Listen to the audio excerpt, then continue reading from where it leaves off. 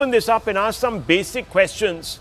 First of all, to Sushant Sareen. Sushant Sareen, this decision to move ahead with the purchase comes at a time when Trump is sanctioning Russia. The EU is also now sort of sanctioned Russia and energy supplies, and it is doing so because it wants to choke any ability of Putin to raise resources to fund his war. Now, if someone is purchasing weapon systems worth 10,000 crores, that would obviously, at some level, allow Mr. Putin to collect the money to do what he wants to do, intends to do, that he's accused of doing in Ukraine. So how do you see this purchase by the Prime Minister on the behalf of the government, this deal that has been struck? I think you're on mute. Yeah. Go ahead. Yes. I'm sorry. I think you need to distinguish the oil purchases from the defense purchases. Because the oil purchases, as was made very clear, was being done on economic principles. And as long as those economic principles hold, we'll continue to import oil from Russia. Of course, if, for example, the burden of sanctions becomes too big, then we will have to rethink our oil supplies from Russia. But in any case, the oil sanctions that have been imposed on Russia are not immediate. They are, in a sense, there is a certain delay by when they will kick in. Mid-November. Yeah. Mid-November in some cases, even longer in others, depending on what are the kind of contracts, because even European countries were buying Russian oil and gas. So that's still some distance away. On the defense purchases, again, for anybody to say that if you are buying the missile systems from Russia right now, this is some kind of a new purchase, it's not. See, if we were buying new batteries, and that is also under consideration, then it would be a completely new purchase that we were doing from the Russians. But this is basically beefing up what we already have. Now, this is something similar to the Americans saying that, okay, fine, we will supply AMRAAM missiles to Pakistan because Pakistan has already bought F-16 aircraft and those need to be kept serviceable. So this is in a manner of speaking. I don't know if it applies to this particular case or not. This is a kind of grandfathering of a purchase that had already been made.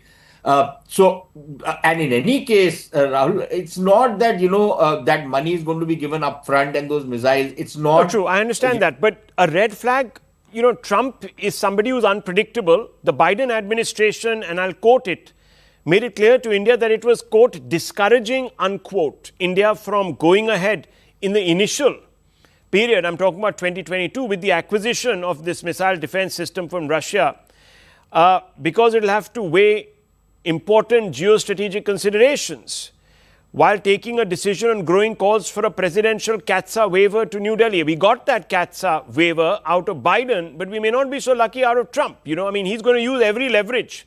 And therefore, this becomes redolent with symbolism.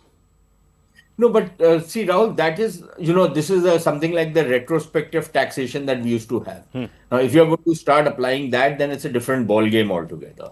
But I think the calculation in India is that because this is an old purchase and we are simply beefing up our stocks, this is a completely different ballgame. Secondly, the money is not being given up front. These missiles are not coming tomorrow and the money is not being given day after. This will take some period of time before this entire transaction runs through. Thirdly, I think we will also have to consider somewhat that, look, Russia has been a great friend. It's been an ally. It's been a very good defense partner. But somewhere along the line, we will have to consider in the new geostrategic realignments that are taking place, Russia is supplying similar weapon systems to, for example, China and Turkey, both of which are very, very close friends of Pakistan.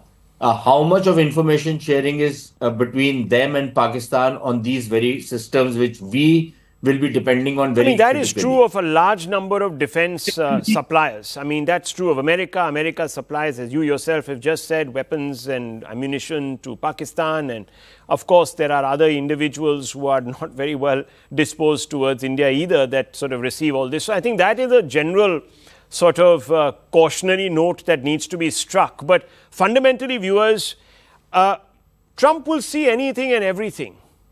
as an instigation. And it does take some amount of gumption to forge ahead against a consensus that has been spelt out by the Americans in the past.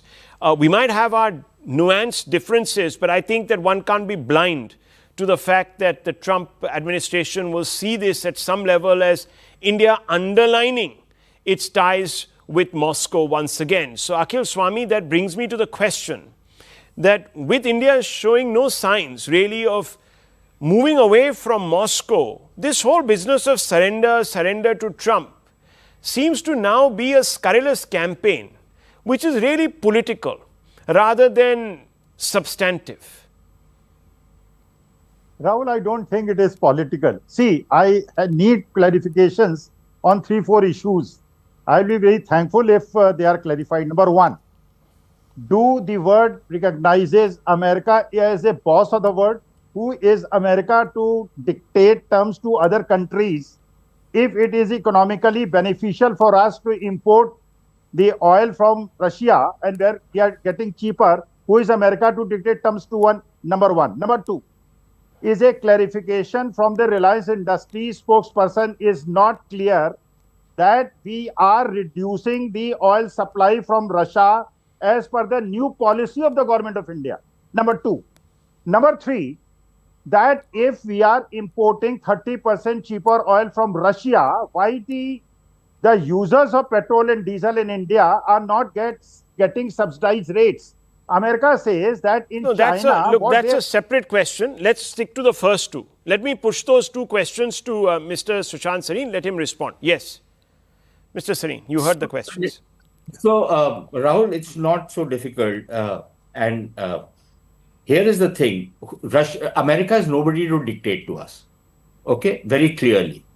But just as America has its own policy, we have our own policy. Yeah. Now, for the gentleman on your show to claim that, America is telling us to do something. Yes, America will tell us to do something. We can decide whatever we want to decide. And then America will decide what it wants to decide. And if it says that, well, I am going to put certain sanctions on you, then either we have to bear those sanctions, as I'm sure the gentleman, Mr. Swami, I believe his name is, will be very happy to bear and will be very happy to undertake the costs which come with it, costs in real lives, costs in industrial devastation, and families getting devastated because of joblessness that will be created, because it is not possible for you to have markets or replace markets immediately. Now, if we are ready to pay that cost and Mr. Swami stands with the government of India, which I'm sure he will not, he will scoot the first moment that happens because then make that an issue, then it's a different problem, right? So a government of the day cannot take a very cavalier attitude. It will have to balance out foreign policy priorities, domestic priorities, economic pain that it can take and it should take and what it cannot take. And I'm sure everybody understands that. So this is about the relative negotiating powers of countries. We might not like what the Americans are doing, and I certainly don't. But there are some ways that you have to find some kind of a middle path if that one is possible. Otherwise, be ready to take the pain if you want the pain. Or you say, okay, fine, I'm not going to take the pain. I will give in to everything Trump is asking because he can ask for it, get away with it. On the second issue, again, see, number one, a private company will decide on its own profit lines on where it will buy oil from. If it's profitable for them to buy oil from Russia, they will buy oil from Russia. If the discounts from Russia get pared down and it's no longer makes economic sense, or there are other costs going to be attached because you are buying Russian oil, you can't force the hands of a private company to say that no, you will have to buy from Russia because I want you to do it. Akhil Swami, quick one before I bring in Mr. Markov, Dr. Markov. Yes. See, the basic point is that if the intention of America is putting highest sanctions on India is trade deal. And I'm telling you, within 15 days, all the media will be discussing as the India has succeeded in getting a trade deal with America. Mr. Swami, let's make a substantive intervention. Look, I don't think it's in anyone's interest not to have a trade deal with the United States. It's just that you have to examine the fine print of the deal to see how much we've conceded before we can suggest. I mean, are you making the signing of a trade deal an issue? Surely Yes. or not? Surely or Yes, not? Oh, yes. really? Oh, America that is is, forcing us. viewers, America I'll tell has you. No, put I mean, how do sanctions. you know? Why are we having these protracted sanctions telling if we you, were being forced and we America's- were expecting and we were rolling over? America's No, I'm interest sorry, is, please. intention is. Mr. Intention is Swami, please.